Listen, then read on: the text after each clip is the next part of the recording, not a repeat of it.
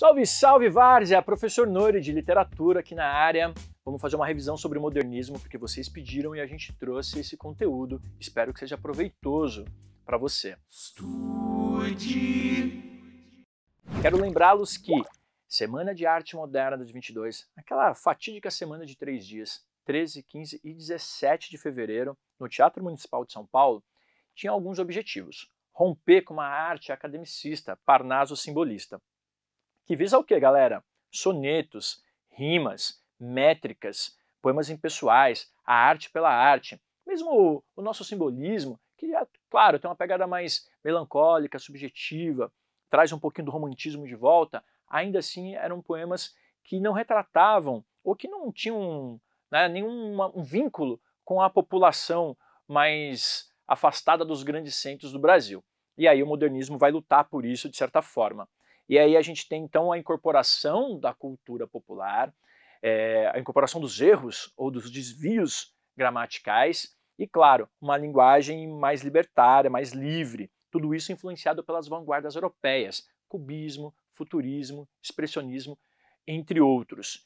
E aí eu quero que você lembre também que são 3 fases modernistas e desde o romantismo a gente já vê a literatura brasileira e as suas fases em poesia e prosa. Importante você gravar um pouquinho os nomes aí, importantes na poesia, importantes na prosa, para você organizar bem as suas ideias quando estiver lá diante de uma questão no vestibular. Dá uma olhada aqui comigo, vamos conhecer essas 3 fases rapidamente. A primeira fase, heróica ou nacionalista. Heróica por quê? Porque está rompendo com o padrão, com a tradição. Né? E por que nacionalista? Porque está fazendo de tudo para incorporar elementos nativos, ou nacionais e populares para dentro da poesia e da arte, e também revendo de maneira crítica a identidade nacional.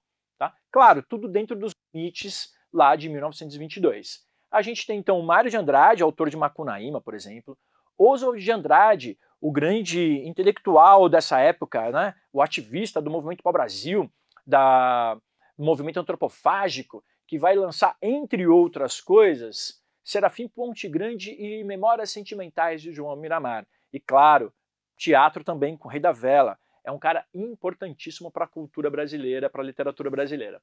E o Manuel Bandeira, talvez o maior poeta desse grupo, e talvez o maior poeta brasileiro durante muito tempo, que naturalmente já caminhava para o modernismo, mas que não vem para a Semana de Arte Moderna para não se indispor com seus amigos parnasianos. Manuel Bandeira, jornalista, professor, um grande pesquisador de poesia de língua portuguesa, vai chegar surfando no modernismo. Ele já era moderno antes de toda essa história. E aí temos Alcântara Machado, que vai fazer um livro importante, que é o Brás, Bexiga e Barra Funda, que vai conseguir registrar para nós uma São Paulo que, por exemplo, hoje já praticamente não existe mais. Um sotaque italiano, misturado ali também com outras nacionalidades, inclusive essa miscigenação do linguajar paulistano, que vai incorporar a linguagem dos escravos, do Bexiga, com os italianos que estão chegando e com os portugueses, aí, os caras mais antigos dessa terra. Vale a pena conhecer. Já na segunda geração, a gente tem, então, a consolidação e também social. Por que consolidação, Nori? Bom, porque todos os ganhos, todas as vitórias modernistas, todas as porradas que a primeira geração levou, agora estão já pacificadas. Podem ser utilizadas, mas também não. Cecília Meirelles volta a fazer quadrinhas, poemas mais rimados, tem uma musicalidade simbolista, mas não deixa de também utilizar, se valer, dos ganhos modernistas da primeira fase. O mesmo vai valer para Drummond. Drummond, que já está em conversa com o Mário de Andrade desde 1924, vai lançar em 1930 o antológico Alguma Poesia, que inclusive agora é a leitura FUVEST, em que tem já N clássicos, Poema de Sete Faces, No Meio do Caminho, Poesia, entre outros. O Drummond vai ser um cara que vai ter uma grande carreira, que vai conseguir aí, vai escrever até 1987, que é quando ele morre, e vai passar pelas outras fases influenciando e também sendo uma grande referência modernista. Isso na poesia. Aí lembra que também tem Vinícius de Moraes, tem Jorge de Lima e tem também aí o Murilo Mendes. Na prosa, a gente vai ter ninguém mais, ninguém menos que Graciliano Ramos, Vidas Secas, Angústia, São Bernardo, Raquel de Queiroz, primeira mulher aparecendo com destaque na historiografia da literatura brasileira, junto com a Cecília Meirelles. Ela escreve o 15, muito próximo, né? Uma história muito próxima do Vidas Secas. Jorge Amado, o eterno autor de Tieta, Gabriela e também de Capitães da Areia, e José Lins do Rego, com o Fogo Morto e outras obras que vão falar um pouquinho sobre aquela questão nordestina ali dos engenhos. Importante lembrar que todos esses caras estão escrevendo numa época em que o Getúlio está chegando ou já chegou ao poder e a questão social está pungente no Brasil. Eles vão nos revelar, por meio da literatura, um Brasil que até então um tanto quanto esquecido, ou que as pessoas faziam questão de não lembrar. O Brasil da seca, o Brasil da fome, o Brasil dos coronéis.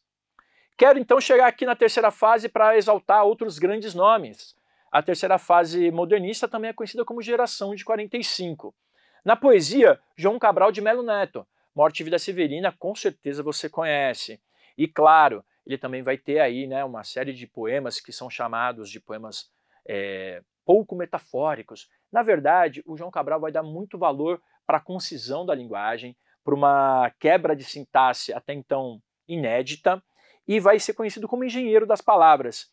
Mas não porque ele de fato não seja metafórico, é impossível escrever poesia sem metáfora. Mas ele vai construindo essa metáfora de uma maneira muito mais cadenciada do que escritores românticos ou escritores que estão escrevendo sobre temas do imaginário humano. Ele é uma poesia que nos traz um pouco para o chão, tá? E não é nada difícil, como dizem por aí, não. É uma questão de poder buscar uma afinidade aí com a linguagem cabralina. Ferreira Goulart, esse cara que vai vir lá do Maranhão, vai descobrir o modernismo chegando no Rio de Janeiro, para você ver como a coisa não ia tão longe, e vai ser muito importante principalmente com o neoconcretismo e depois com a poesia social nos anos 60.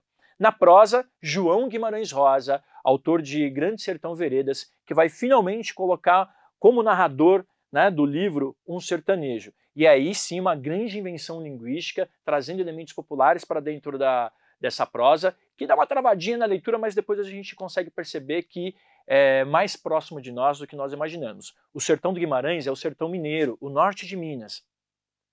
Lígia Fagundes Telles e Clarice Lispector, as duas grandes ladies da literatura brasileira, né, da geração de 45, vou dar principal enfoque para Clarice, que traz personagens femininas muito densas, muito concentradas num aspecto pontual da sua vida e do mundo, que de repente são atingidas por uma epifania, que pode ser um rato morto nas ruas do Rio de Janeiro, pode ser um cego mascando chicletes e durante um instante ter uma revelação do quão o mundo é grande e do quanto a sua vida ali está limitada.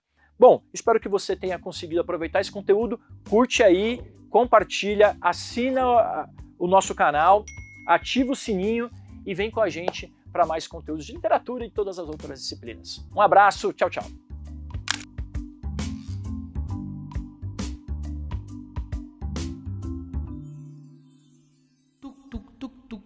Estude